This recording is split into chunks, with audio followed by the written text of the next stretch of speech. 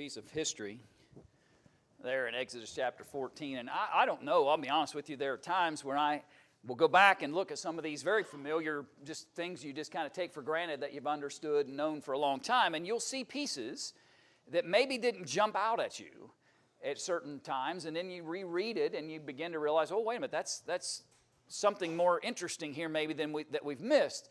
And I want you to go back into the earlier part of the text that Chad just read for us, and I want you to notice with me for just a minute the emphasis that God places on how He's bringing judgment against Pharaoh. In verse 17, He says that He wants honor from Pharaoh and over all his army and his chariots and his horsemen. Verse 18, then the Egyptians shall know that I am the Lord when I have gained honor for myself over Pharaoh, his chariots, and his horsemen. Later, when that consequence actually comes in the text, notice in verse 25 that He took off their chariot wheels so that they drove them with difficulty. And the Egyptians said, let us flee from the face of Israel, for the Lord fights for them against the Egyptians. And then the Lord said to Moses, stretch out your hand over the sea, and the waters, that the waters may come back upon the Egyptians on their chariots and on their horsemen. It's interesting to me that God's intention from the outset was that this judgment would come not just against Pharaoh himself, but against the military power that he had built. If you go back and you study some secular history, you'll find that the Egyptians were noted for their ability to adapt and literally remake the wheel. They found ways to make wheels lighter, faster, better, stronger. They were known for their military abilities because of their technological advancements when it came to the wheel of the chariots that they used. And I find it interesting, just like the 10 plagues, right? You've heard the study that I've shared with you 100 years ago. Maybe you don't remember it at all. I should just preach it again because you wouldn't recognize it. But we talked about how those plagues were all relevant to Egyptian gods. That all of the plagues that God brought before the Egyptians, they weren't random. Those plagues all had relevance to the gods that the Egyptians served, and one after another they were being reminded that those gods were futile and useless, and there is but one God that had any real power. And in the last moment of this history connecting them to Egypt, at least at this time period, is that He takes the sophisticated, technologically advanced military power and literally takes the wheels off of it. So much so that the text says that they were trying to drive their chariots without wheels. And then I got to thinking about that. And I thought about the fact that when they decided finally that they should flee out of the presence of this God that had been protecting the Israelites all this time, when they finally realized that everything that they had been doing in contradiction to what God had wanted was bringing them consequences, by the time they finally figured it out, it was too late. It was too late. And so I got to thinking about that idea. Before the wheels come off, right? Long before the wheels came off, they would have had opportunity, number one, not to pursue to begin with. They would have had opportunity to think, well, maybe... Think about the imagery that was prior to that. God creates this barrier between the Egyptian encampment and the Israelites' encampment, and He creates this cloud, and it's in such a way that God's able to light the path for the Israelites on one side of it and leave the Egyptians in darkness on the other side of it. Friends, I don't know about you, but if I'd been in an ominous situation like that, I think I'd been getting on my chariot and head on back home. Every step of the way, they had opportunities to realize they were dealing with something bigger than they had power to address, and they ignored it and ignored it and ignored it until the wheels came off. So what's your point this morning, preacher? Well, it's simple. there are decisions, choices, things that you and I need to be doing spiritually, and we need to do it before the wheels come off. We need to do it before we're trying to drive our chariot without wheels, when we're trying to drive our chariot out of a circumstance that I never should have been in to begin with. Before that happens, it's important for me to make the proper kinds of decisions and that will lead me in the right directions before the challenges present themselves in such a way that I can't get out of it now. And so I want you to think about this with me. And I want you to start and just examine with me a couple of examples this morning of the same kind of problem that happened to others. If you remember Esau, and I want you to jump to an interesting text as it relates to him, I want you to notice something that actually the Hebrew writer said about him. Right? We remember the story of Jacob and Esau. We remember that Esau was the older of the two brothers, and that he believed that he was so famished one day that he was about to die. And in one of what I would argue is the worst bargaining tools I have ever witnessed, he decides that his birthright was worth a bowl of stew. Now, I've paid for some overpriced meals before in my life. You've heard me tell you about, and this isn't going to buy me, well, they're not sending me anything anyway, but I told you about how I always wanted to try Omaha steaks, and Deborah got it for me one Christmas, and what a waste, right? Wasn't it? I thought it was just going to be, anyway, you get the story, right? You think something so important in the moment, and he thought that this bowl of food before him was so important that he would sell his birthright in order to receive it. But I want you to notice what the Hebrew writer says about that scene in Hebrews chapter 12, verse 16. He said, "Lest there be any fornicator or profane person like Esau, who for one morsel of food sold his birthright." But here's what I want you to catch about the account. "For you know that afterward, when he wanted to inherit the blessing, when he goes before his father and begs and pleads and cries and weeps tears because of what he had done," it says he was rejected, for he found no place for repentance, though he sought it diligently with tears. The wheels had already come off. The choices and decisions that he had made had already set things in motion that he could not reverse. He had already promised the birthright over. It had already been determined that he would receive it. There's all the other pieces of that story, I know, that we don't have time to discuss this morning, that leads us to that conclusion as well. But I just want you to notice about Esau is, it wasn't that he never recognized his mistake. It wasn't that he never understood that what he had done was just simply not the best choice that he could have made. To sell his birthright away for a morsel of food was just abhorrent to every sense that you should have had.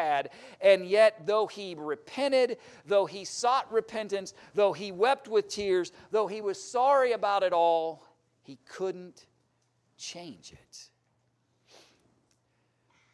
Sometimes, friends, we can be sorry about a lot of things. Sometimes we can seek out repentance. And the repentance here, I believe that he's referring to in Hebrews 12 is not the idea of asking for forgiveness for something.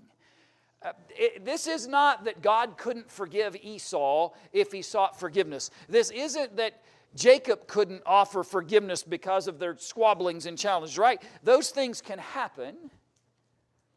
But when he says that he sought repentance but couldn't find it, is that he couldn't change this. As much as he wanted to change, it was too late. Brother and friend, there are times in our lives where we can make decisions and choices, and they can be forgiven, and we can find a path to have better relationship with God, and we can clean the slate and walk anew with it, right? All of those things can happen for us, but it won't erase everything that was said, done, and every behavior and action that took place. When the wheels are off, they're off. It was an irreversible consequence. And his impulsive decision led him to sell his birthright that resulted in a permanent loss that he regretted but couldn't change. Let me share another one with you. You maybe remember this account, right, in Matthew chapter 25. You remember there were these 10 virgins that were awaiting for the bridegroom to arrive so that they could go into the wedding feast. And ladies, I apologize if this is insensitive, but in those days, you just had to wait for the bridegroom to decide he was going to arrive. They didn't worry about schedules quite like we do today, and they didn't have somebody making sure he arrived exactly at a point in time. He arrived when he arrived. And all the guests and everybody else would just have to wait until he arrived in order for the celebration to begin.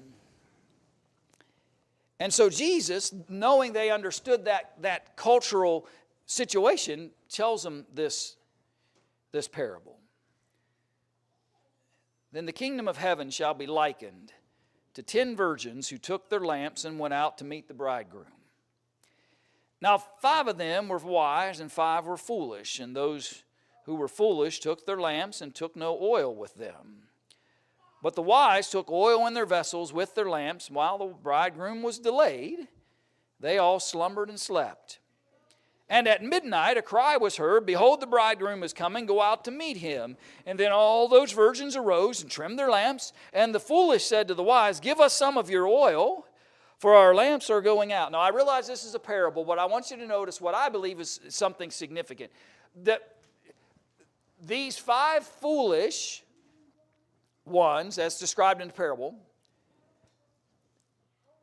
didn't necessarily make what some might call an unreasonable request. What do you mean by that, Brian? Notice they didn't say, Give us your oil. They said, Give us some. Can you share? Can you share? Can you share some of that? Because our lamps are going out. Verse 9. But the wise answered, said, No, lest there should not be enough for us and you, but go rather to those who sell and buy for yourselves. It wasn't that the wise in the parable were selfish. They were recognizing that if they tried to divvy up what was there, none of them would have enough. And they would all be in the same boat. It reminds me a little bit of several years ago. It was not long after we moved here. Remember that, if I'm saying it right, that derecho that came through and we were all sweating for 3 days. And there were some good-hearted folks who had generators who were trying, well, let me plug your stuff in for a little, and let me plug your stuff in for a little while, and let me look, and the next thing you know, all 5 of the people didn't have anything left because they couldn't keep up with it all. And what I'm trying to illustrate to you is it wasn't selfish for them to say, I can't give you any of this oil, because they were wise enough to know that if they tried to do it that way, then they'd all be just in the same boat. The preparation time had passed. Before they ever arrived, they all should have been wise enough to bring enough oil to wait as long as necessary, because they knew this was possible. Because you don't know when the bridegroom comes. So they go and do the reasonable thing, and they go to try to buy some oil. And when the bridegroom came, and those who were ready went in with him to the wedding, and the door was shut. The wheels are now off.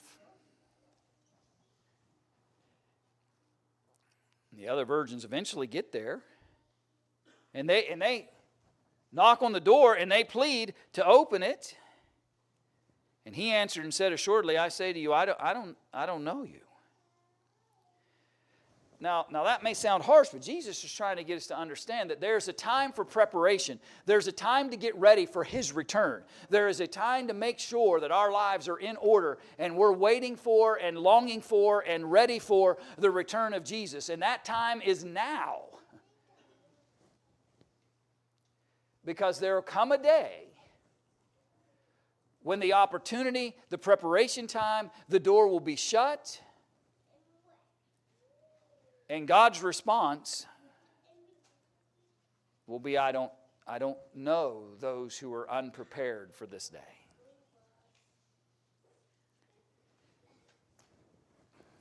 And then the warning. Watch therefore, for you know neither the day nor the hour in which the Son of Man is coming. They weren't ready for the patient waiting for the bridegroom, right? They weren't ready to wait long enough for Him to arrive. I've heard sometimes the description of our path towards heaven is a marathon, right? It's not a sprint. And what I mean by that is, and what others mean by that, is that simply you got to be patient along the way. And you've got to be ready for a long path and a lot of things to go through.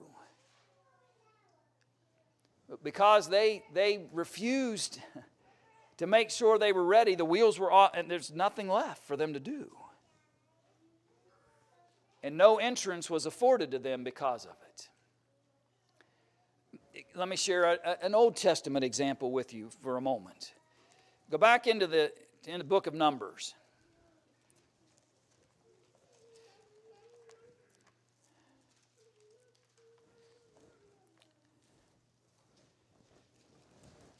And I want to just remind you a piece of the Israelites' history here. Now, this is obviously after they've experienced all that God had done for them, got them through the Red Sea, and provided for them, cared for them, and did all those things. Now He sent the spies in, right? They come back with that evil report. They're convinced that not even God can help them overcome these folks. And so Moses, in verse 39 of Numbers chapter 14, told these words to all the children of Israel, and the people mourned greatly. And they rose early in the morning and went up to the mountain, to the top of the mountain, saying, "Here we are, and we will go up to the place which the Lord has promised, for we have sinned." When Moses says, listen, your complaints and your rejection of God's purposes and plans have caused us now to have God give the inheritance to your children, but you all aren't going now. And they're pleading, and they're going to the top of the mountain, and they're saying, we get it. We were wrong. We made a mistake. We should have done better. And Moses says, verse 41, why do you transgress the command of the Lord? For this will not succeed. The new instructions from God was this generation won't go into the promised land. They'll wander until the next generation takes over and they'll get into the promised land. That's the new plan, and it's too late. Moses tries to get them to understand, you can't reverse this.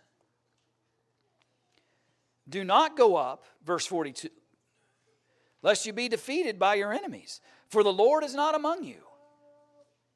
For the Amalekites and the Canaanites are there before you, and you shall fall by the sword, because you have turned away from the Lord. The Lord will not be with you. I don't know how Moses could be any plainer. This is done. God's decision is made. If you go up against those people, you're going to die. You're not going to be successful. This is not going to go well for you. He repeatedly tells them that the wheels are off. But they presumed, verse 44, to go up to the mountaintop. Nevertheless, neither the ark of the covenant of the Lord nor Moses departed from the camp. He's trying to give them one more opportunity to realize it's just time to embrace what God had decided. And then the Amalekites and the Canaanites who dwelled in the mountain, in that mountain, came down and attacked them and drove them back as far as Hormah. Friends, the time for honoring God's command had passed. And as well-meaning as they were, as well-purposed as they might have been, to go up on the top of the mountain and say, we have sinned against God, and let's go do what He told us to do to begin with, and let's try to reverse all this, it was too late. God's decision about that generation had been made. Their hesitation cost them the promised land, and though no matter how much effort they could have put forth, it wouldn't change it. I think of a stubborn fig tree over in Luke chapter 13.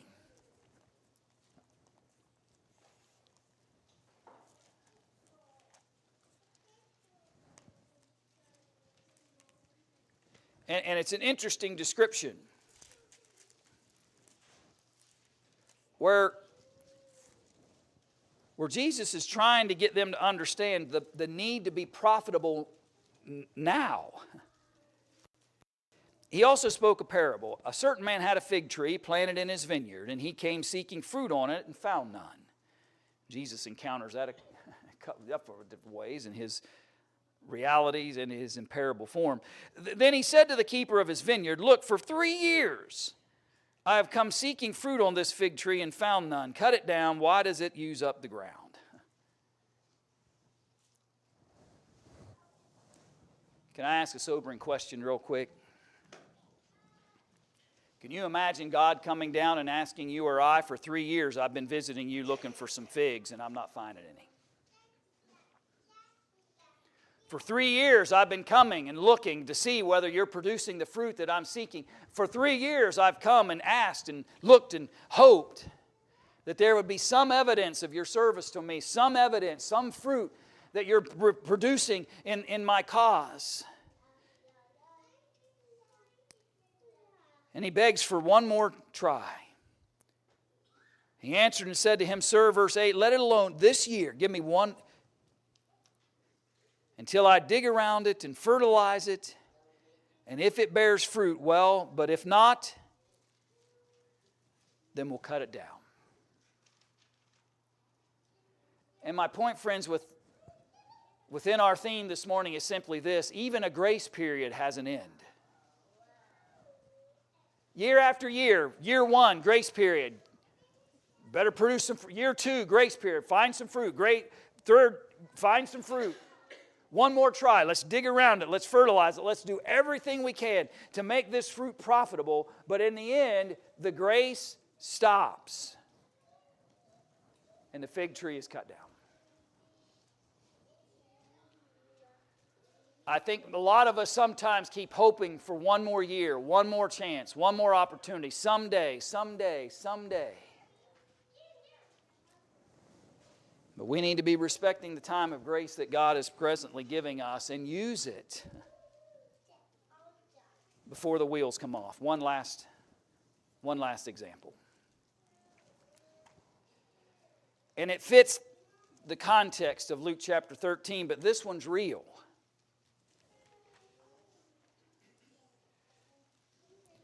Right? Just like that fig tree, one year after another, in parable form, but it was the reality of Israel. Verse 33 of Matthew chapter 23. Here's what Jesus says of them. Serpents, brood of vipers, how can you escape the condemnation of hell? Therefore, indeed, I send you prophets, wise men, scribes. Some of them you will kill and crucify. Some of them you'll scourge in your synagogues and persecute from city to city. That on you may come all the righteous blood shed on the earth, from the blood of righteous Abel to the blood of Zechariah, son of Berechiah, whom you murdered, between the temple and the altar. Assuredly, I say to you, all these things will come upon this generation. O Jerusalem, Jerusalem, to one who kills the prophets and stones those who are sent to her. How often I wanted to gather your children together as a hen gathers her chicks under her wings, but you were not willing. See, your house is left to you desolate, for I say to you, you shall see me no more till you say, blessed is he who comes in the name of the Lord. Year after year, prophet after prophet, wise man after wise man sent to them to hope to turn them, to change them. Multiple times, over multiple generations, God had tried to encourage His people to learn and to follow, but destruction was coming. And just like the parable of the fig tree. And friends, someday our grace period is going to run out. Don't wait for the wheels to fall off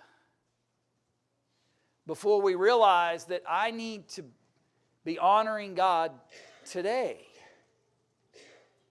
Don't wait till I can't figure out a way to get turned around. Don't wait to cause so many problems that though I might seek forgiveness, I can't change what I created. Don't neglect the grace that God is extending in the moment. Peter wrote it this way. In 2 Peter 3 and in verse 10. The day of the Lord will come as a thief in the night, in the which the heavens shall pass away with a great noise, and the elements shall melt with fervent heat, the earth also, and the works that are therein shall be burned up. Someday the opportunities for preparation, the opportunities to embrace grace, the opportunities to make the changes that we need to make, the opportunities to turn things around and start doing what God asks of us, someday that's going to end. And so what am I doing today? Brother and friend, before the wheels come off, before God says that fig tree has no value, cut it down. Before we become desolate because we've refused to listen to any of God's instructions and guidance. Before that great day that He melts this earth away with a fervent heat, before any of that happens, let's start honoring Him. Let's start obeying Him. Let's start governing our lives after His will. Let's start appreciating what He brings to each of us. And very fittingly, Zach's going to lead us in this great question of, am I preparing to meet God? Am I making ready for that? Am I longing for it because I've got my lamp and it's trimmed? I've got the extra oil needed if I've got to be patient during the process. And I'm going to look forward to the bridegroom coming. And the great celebration of heaven. Don't wait till the wheels are falling off before we make the changes and things necessary in our lives, because it can reach a point where it's too late. And if we could help you step into those promises today before it's too late, if we could help encourage you to build that relationship with God, restore that relationship with God, find forgiveness through baptism, strengthen your fortitude of service towards Him, how can we help you this morning? And if so, will you prepare to meet God even this day? Won't you come as we stand and as we sing?